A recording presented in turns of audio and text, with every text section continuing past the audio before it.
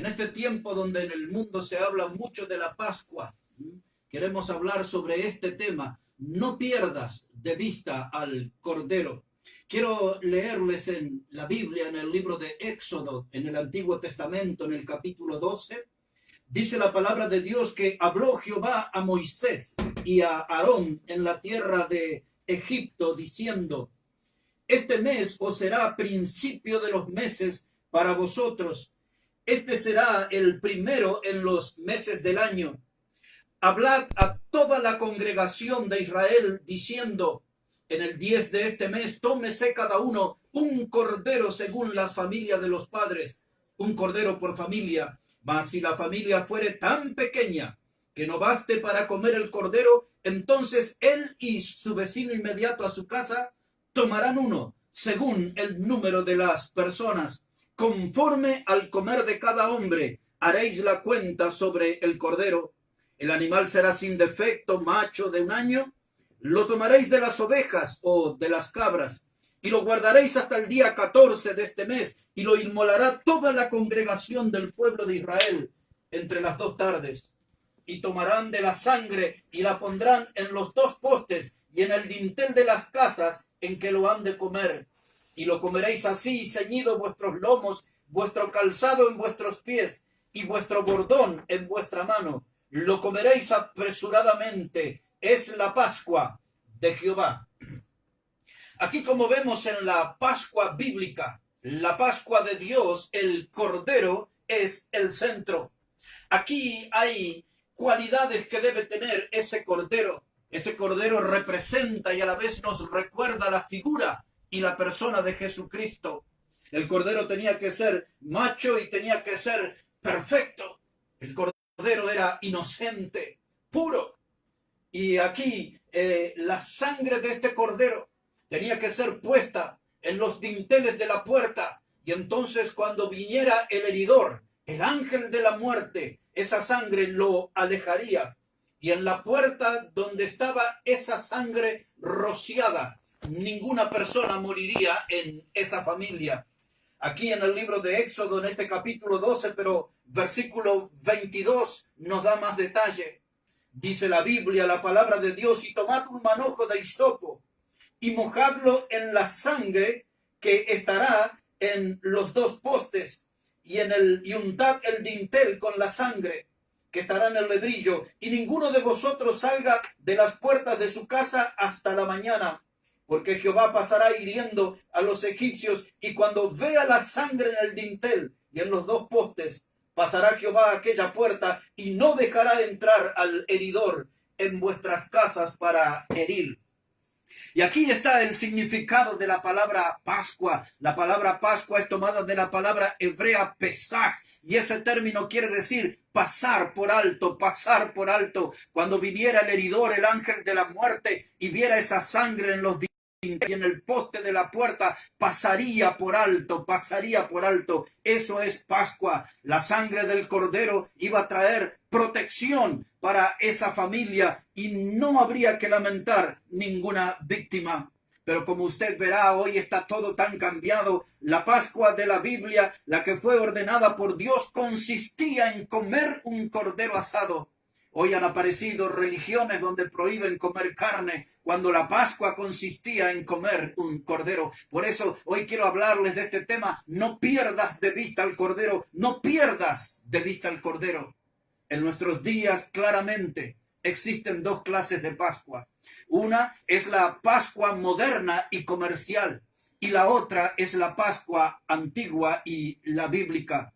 Les hablaré algunos minutos de las 2 clases de Pascua. Una, la Pascua moderna y comercial. La otra es la Pascua antigua y bíblica. Pero mi pregunta para usted, mi amigo, amiga que escucha la hora bautista, es: ¿de cuál de estas Pascuas está usted participando? ¿De la Pascua bíblica y antigua o de la Pascua moderna y comercial? porque posiblemente yo le voy a sorprender a usted cuando le diga que esta Pascua que hoy se ve por las calles y por los comercios, una Pascua con conejos y con roscas y con huevos de chocolate de diferentes colores, esa Pascua de los conejos y de las roscas y de los huevos de chocolate representan un sistema que está totalmente opuesto a Dios. ¿Le sorprende eso? Esta Pascua comercial representa un sistema que se opone totalmente a Dios. Le invito ahora para que repasemos juntos un poco la historia. Le daré algunos datos que quizás usted no conoce y vamos a ir armando de dónde se origina esta Pascua que representa a un sistema opuesto a Dios. La Pascua moderna, la Pascua comercial, a esa me voy a referir ahora, y leemos aquí en la Biblia, en el libro de Éxodo, en el capítulo 34, dice, explicando el contexto, el pueblo de Israel ya había salido de Egipto y ahora estaban a las puertas de la tierra prometida. Dios le había dado los mandamientos a Moisés en piedras lisas, y ahora, después de todo ese evento, Dios le da esta advertencia a Moisés. Éxodo 34 y versículo 12. Dice Dios: guárdate de hacer alianza con los moradores de la tierra donde has de entrar, para que no sean tropezadero en medio de ti. Derribaréis sus altares y quebraréis sus estatuas y cortaréis sus imágenes de acera. En las instrucciones que Dios le dio, para que no fuera tropiezo para el pueblo, Dios le dijo que no hagan alianza con los pueblos ni con sus costumbres, sus malos hábitos, y Dios le mandó en forma específica que derrumbaran las imágenes de acera. La pregunta es, ¿quién era ella? Porque había que cortar, derribar esas imágenes de acera. Acera en la historia era conocida también como Astoret. En algunos otros lugares era conocido como Astarte o Istar, así era conocida en Egipto, y también fue conocida con el nombre de Venus entre los romanos. Acera primero fue patrimonio de los fenicios y en algún tiempo fue patrimonio de los cananeos, de los babilonios, de los egipcios, de los romanos y de los griegos. Y así, esta era lo que se llamaba, era la imagen de la diosa de la fertilidad. Pues esto era lo que la gente se reunía para adorar a esta diosa, la diosa de la fertilidad. Ella era reconocida en un culto hacia la procreación y también en un culto de prostitución, porque en esos templos había mujeres y hombres que ejercían la prostitución, y aquello todo era un carnaval y un festival de pecado. Acera era reconocida ella como la diosa que agitaba los deseos sexuales, y por eso ella estaba representada por una mujer desnuda y voluptuosa. Ese era el culto a Acera, una mujer desnuda y voluptuosa. Era un culto hacia la energía femenina, porque Acera era la divinidad femenina. Y sin entrar en el tema, solamente voy a mencionar que el culto a esta diosa tiene una gran conexión con los movimientos feministas modernos, con todas estas amazonas verde o del pañuelo verde. Pero no es mi tema, solamente lo menciono ahí al pasar. Acera en la historia era reconocida como la esposa de Baal, quien también usaba el nombre de Moloch o de Milcón.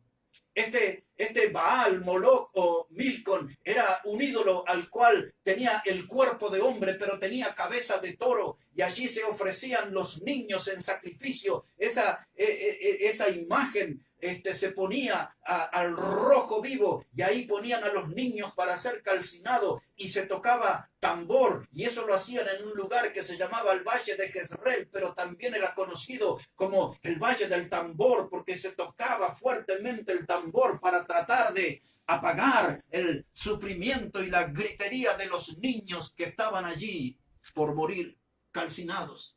Qué cosa terrible. Ahí estaba esta mujer Acera, la diosa de la fertilidad, pero con el tiempo y de acuerdo a las regiones, ella fue adoptando diferentes nombres. Ella también llegó a llamarse la diosa del cielo, y sobre esto quiero leerles dos pasajes del profeta Jeremías. Uno de ellos está aquí en el libro de Jeremías, el capítulo 7. Dice la palabra de Dios aquí en Jeremías 7 y versículo 18. Así dice la Biblia: los hijos recogen la leña, los padres encienden el fuego y las mujeres amasan la masa para hacer tortas a la reina del cielo y para hacer ofrendas a dioses ajenos para provocarme a ira, dice Dios. Mire, aquí es donde podemos ver la primera vez de las mujeres que están amasando las tortas para ofrecerla como una ofrenda a Acera, o aquí en este tiempo llamada la reina del cielo. Pero si usted pone su atención, hay toda una participación familiar. Son los que recogen la leña y los padres son los que encienden el fuego y las madres son las que hacen las tortas para rendirla en homenaje o como parte del culto a esta diosa de la fertilidad. Como usted puede ver aquí también en Jeremías, en el capítulo 44, se nos habla mucho más sobre esta diosa de la fertilidad, conocida aquí en esta etapa como la reina del cielo. Dice Jeremías capítulo 44 y el versículo 17, sino que ciertamente pondremos por obra toda palabra que ha salido de nuestra boca para ofrecer incienso a la reina del cielo, derramándole libaciones, como hemos hecho nosotros y nuestros padres y nuestros reyes, nuestros príncipes, en las ciudades de Judá y en las plazas de Jerusalén. Y tuvimos abundancia de pan y estuvimos alegres y no vimos mal alguno. Mas desde que dejamos de ofrecer incienso a la reina del cielo y de derramarle libaciones, nos falta todo. Y a espada y de hambre somos consumidos. Y cuando ofrecimos incienso a la reina del cielo y le derramamos libaciones, ¿acaso le hicimos nosotras tortas para tributarle culto y le derramamos libaciones sin consentimiento de nuestros maridos? Y habló Jeremías a todo el pueblo, a los hombres y a las mujeres y a todo el pueblo que le había respondido esto, diciendo: ¿no se ha acordado Jehová y no ha venido a su memoria el incienso que ofrecisteis en las ciudades de Judá y en las calles de Jerusalén, vosotros y vuestros padres y vuestros reyes y vuestros príncipes y el pueblo de la tierra? Y no pudo sufrirlo más Jehová a causa de la maldad de vuestras obras, a causa de las abominaciones que habíais hecho. Por tanto, vuestra tierra fue puesta en asolamiento, en espanto y en maldición, hasta quedar sin morador como está hoy. Porque ofrecisteis incienso y pecasteis contra Jehová, y no obedecisteis a la voz de Jehová, ni anduvisteis en su ley, ni en sus estatutos, ni en sus testimonios. Por tanto, ha venido sobre vosotros este mal. Las mujeres pensaban que por dejar de rendir culto a la diosa de la fertilidad habían venido muchas desgracias. Pero Dios le había advertido a Salomón cuando era rey que cuando el pueblo hiciera eso iban a venir calamidades, que era lo que estaban sucediendo aquí. Por eso Jeremías se encarga de decir que esa ciudad es desolada y toda la maldad y gente que era atravesada por la espada, todo eso era por el sistema de culto opuesto a Dios. Pero otra vez, para llamar su atención, no solamente los niños juntaban leña, no solamente los padres encendían el fuego, las madres amasaban esas tortas. Aquí usted puede ver que todo eso se hacía, dicen las mujeres, con el consentimiento de los maridos. Es decir, que había una complicidad aquí para esta clase de culto que se oponía a Dios, que era una ofensa a Dios, por lo cual Dios no quedó de brazos cruzados y tuvo que traer calamidad, desgracia sobre el pueblo idolátrico. Y ahí aparecen las tortas. Y eso es lo que tiene una conexión con lo que hoy conocemos como las roscas de Pascua. Las roscas de Pascua en realidad se potenciaron en el año 476 después de Cristo. Por aquel tiempo los bárbaros invadieron Italia, precisamente un pueblo que se llamaba Paiva en la localidad de Bolonia. Y allí el rey bárbaro recibió de parte de el panadero una rosca que era muy dulce, y esa rosca tenía arriba como un símbolo de paloma. Esa rosca o torta entusiasmó tanto al rey de los bárbaros que liberó al pueblo. Y de allí en adelante comenzó a potenciarse eso en la historia de volver a hacer tortas, lo que derivó en lo que hoy conocemos como la rosca de Pascua. Y esto era usado siempre en esos cultos idolátricos para que las cosechas fueran más abundantes, y te hacían eso no solamente para agradecerle a la diosa de la fertilidad, sino que se ofrecían tortas para agradecer a la tierra y a los frutos que iba a producir. Tampoco es mi tema, pero esa es la raíz de los cultos que conocemos como el de la Pachamama en la provincia de Salta, de Jujuy, en gran parte de Bolivia y en el Alto Perú, en donde se hace esa clase de culto. Pues aquí tiene sus raíces y cada uno puede investigar. Ahí tenemos el origen de la rosca de Pascua. Era parte del culto idolátrico. Pero también hoy se habla acerca de los conejos y la Pascua. Pues ¿de dónde salieron esos conejos y qué clase de relación tienen con la Pascua? Pues en la historia, en esta clase de culto a Cera, a la diosa de la fertilidad, se ofrecían allí conejos, porque esos conejos representaban allí la capacidad para reproducirse. Los conejos también eran como un símbolo de la fertilidad, por eso aparecían en esa clase de culto a la diosa Cera.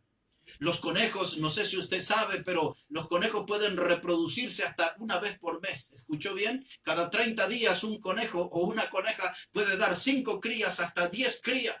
En el conejo estaba reflejada la fertilidad y por eso aparecieron los conejos en estos cultos y aparecen los conejos en estas Pascuas, en la Pascua comercial, en la Pascua moderna, no en la Pascua bíblica. También alguien inventó una historia y no sé cuántos creen por ahí que dicen que cuando el Señor Jesucristo murió y le pusieron en el sepulcro, había un conejo junto al sepulcro, y al tercer día, cuando Cristo se levantó triunfante, resucitó de entre los muertos, el conejo también salió como señal de una nueva vida.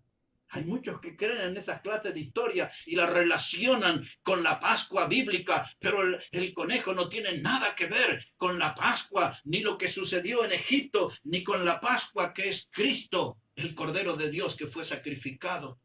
Y así aparecieron los huevos también, y eso se potenció con una familia en Alemania donde la madre en un hogar le hizo creer a sus hijos que los conejos ponían huevos de colores, y ahí empezaron a pintar y a distribuirlos por el jardín, huevos pintados de color marrón, de color blanco, y usted puede conectar todo eso con el chocolate marrón, blanco y todo lo que hoy usted ve en los negocios. Le hablé de la rosca, su origen, las tortas que eran ofrecidas en los cultos idolátricos, los conejos que representaban la fertilidad en los cultos idolátricos, y ahora usted tiene ahí el huevo que representa también la fertilidad en los cultos idolátricos. Nada de eso tiene que ver con la Pascua bíblica, con la Pascua de Dios, pero hay algo que yo quiero llamar su atención. Detrás de todo esto hay una lucha, una batalla que usted no puede ver. Y esa gran batalla que se está desarrollando detrás de la Pascua moderna y comercial y la Pascua antigua y bíblica, hay una batalla. Esa batalla es entre un cordero y una serpiente. La Biblia enseña que Jesucristo es el Cordero de Dios, y la Biblia también enseña que la serpiente es la representación del diablo. Desde el libro de Génesis, que es el primer libro de la Biblia, hasta el libro de Apocalipsis, que es el último libro de la Biblia, hay allí mención, enseñanza sobre la serpiente. En el libro de Génesis, por ejemplo, en el capítulo 3 y versos 14 y 15, Dios dice las siguientes palabras. Génesis 3, verso 14, dice: y Jehová Dios dijo a la serpiente: por cuanto esto hiciste, maldita serás entre todas las bestias y entre todos los animales del campo. Sobre tu pecho te andarás y polvo comerás todos los días de tu vida. Y pondré enemistad entre ti y la mujer, entre tu simiente y la simiente suya. Esta te herirá en la cabeza y tú le herirás en el calcañar. Ahí se inicia el conflicto entre la simiente de la serpiente, los descendientes del diablo, y la simiente de la mujer, que iba a estar allí en la persona de Cristo como el Cordero de Dios. Él era el que iba a salir a enfrentar en la historia a esta serpiente antigua. Porque el libro de Apocalipsis, en el capítulo 12, nos dice la palabra de Dios hablando del mismo diablo como la serpiente antigua. Observe conmigo cómo dice la Biblia, la palabra de Dios, Apocalipsis 12, versículo 7 en adelante. Dice la Biblia que después hubo una gran batalla en el cielo. Miguel y sus ángeles luchaban contra el dragón, y luchaban el dragón y sus ángeles, pero no prevalecieron, ni se halló ya lugar para ellos en el cielo.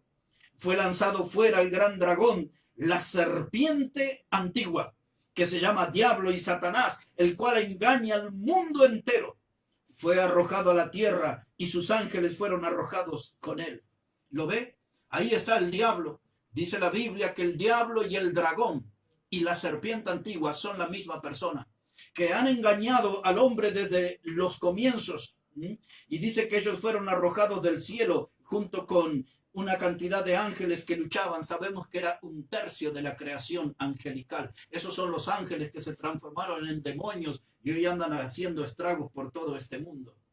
Pero ve usted, detrás de la Pascua hay una gran batalla, hay un gran combate entre Cristo, el Cordero de Dios, y entre la serpiente, la engañadora. Oh, sí, aquí podemos ver nosotros en la figura de Cristo a un cordero manso, un cordero santo, puro, humilde, frágil. Y vemos a una serpiente astuta, engañadora y venenosa. ¿Entiende ese conflicto? Un cordero manso, un cordero frágil, un cordero santo y humilde. Y por el otro lado, una serpiente engañadora, una serpiente venenosa, una serpiente que la podíamos nosotros ver que con su astucia engañó a la mujer. Pero cuando pensamos en Egipto, en aquella Pascua en Egipto, usted cuando lee la historia, usted puede ver al faraón, y el faraón en su corona tenía estampado la figura de una serpiente, y también en el báculo, en ese bastón que usaba el faraón, que era la demostración o la ostentación de su poder, en ese báculo había una serpiente enroscada. Pues allá en Egipto también estuvo ese conflicto entre el poder del faraón, el poder de la serpiente y el poder de la sangre del cordero que fue sacrificado en el seno de cada familia. Y esa sangre preciosa y poderosa del cordero le trajo protección a las familias en Egipto, y esa sangre preciosa del Cordero que es Cristo Jesús nos trae protección a nosotros y salvación. Dice la Biblia ahora, la palabra de Dios, en la primera carta que el apóstol Pablo le escribió a los Corintios en el capítulo 5 y en el versículo 7. Este pasaje nos dará mucha luz sobre este tema que estamos tratando. Este pasaje nos enseñará lo siguiente, observe conmigo. Primera de Corintios, el capítulo 5 y versículo 7. Dice la palabra de Dios: limpiaos pues de la vieja levadura, para que seáis nueva masa sin levadura, como sois. Porque nuestra Pascua, que es Cristo, ya fue sacrificada por nosotros. Así que celebremos la fiesta, no con la vieja levadura, ni con la levadura de malicia y de maldad, sino con panes sin levaduras, de sinceridad y de verdad.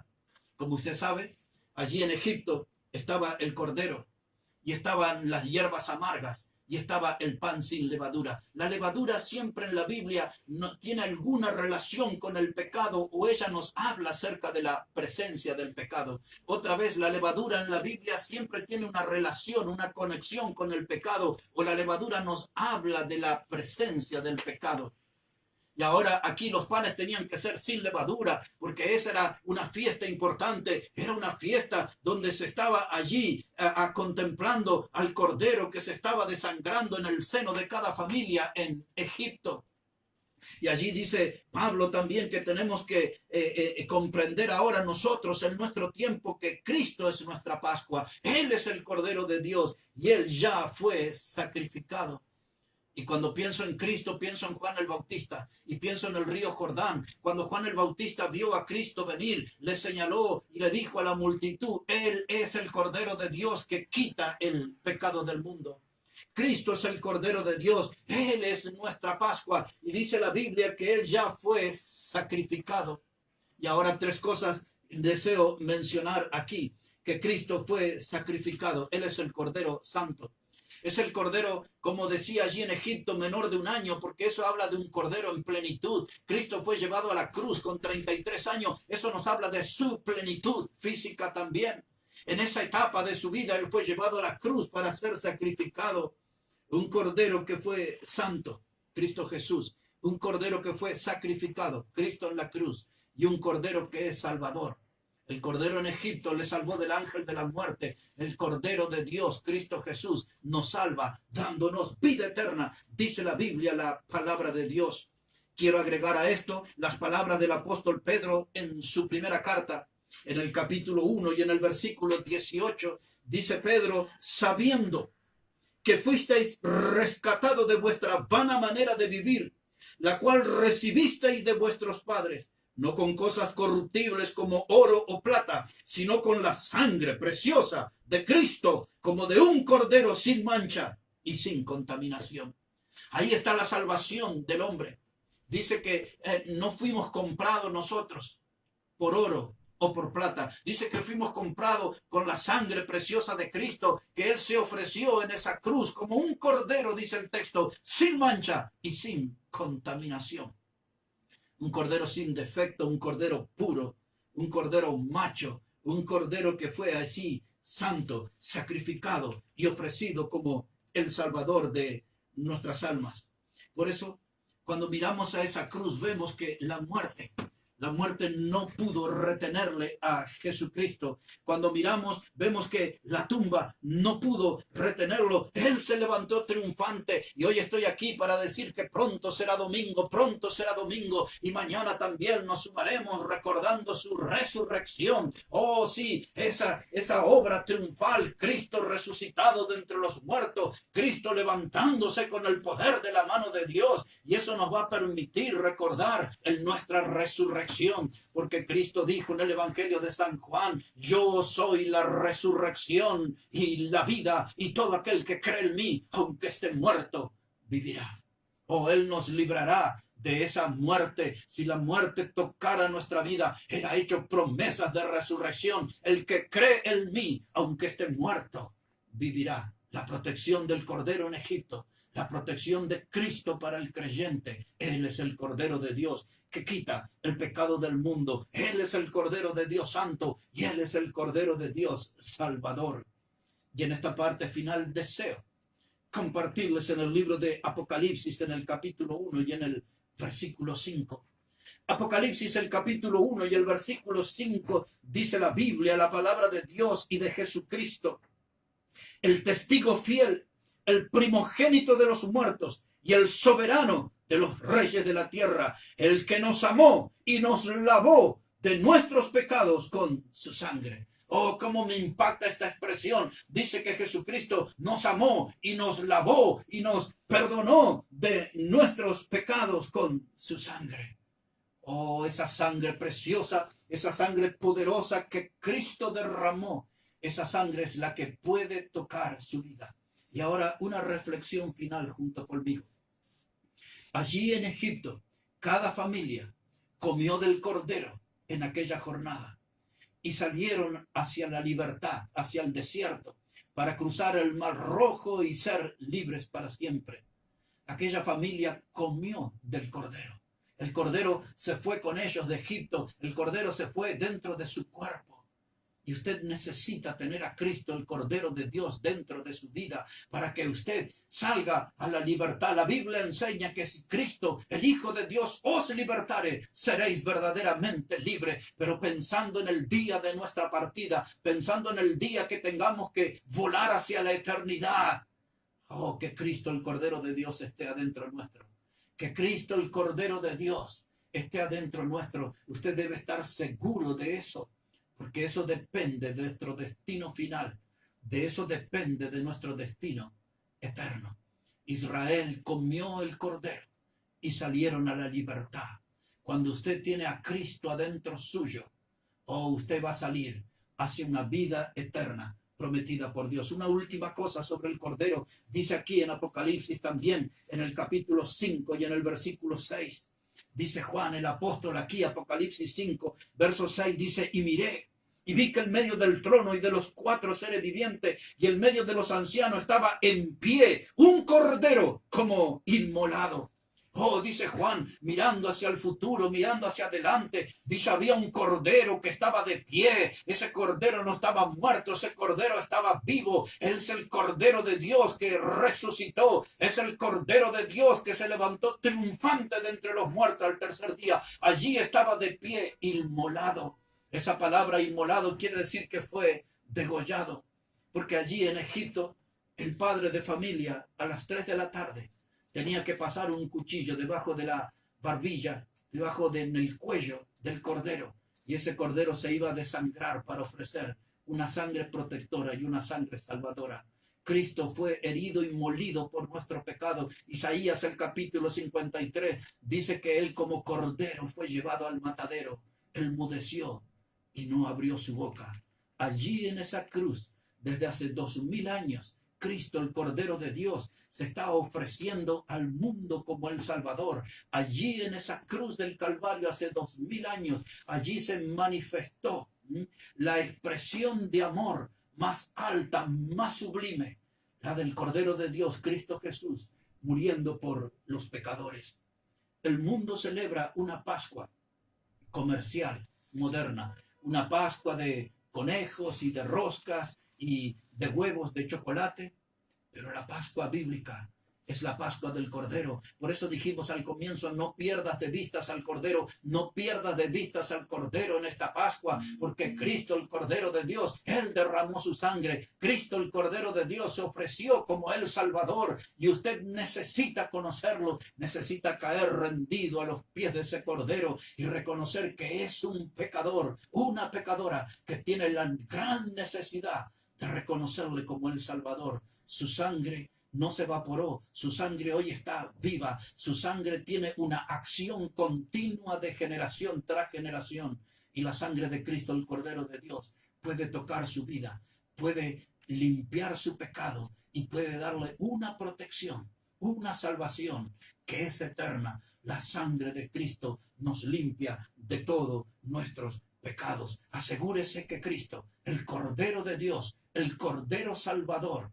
esté adentro suyo para estar toda una eternidad junto con Él, con Cristo, nuestro Salvador. Somos la Hora Bautista. Recuerde que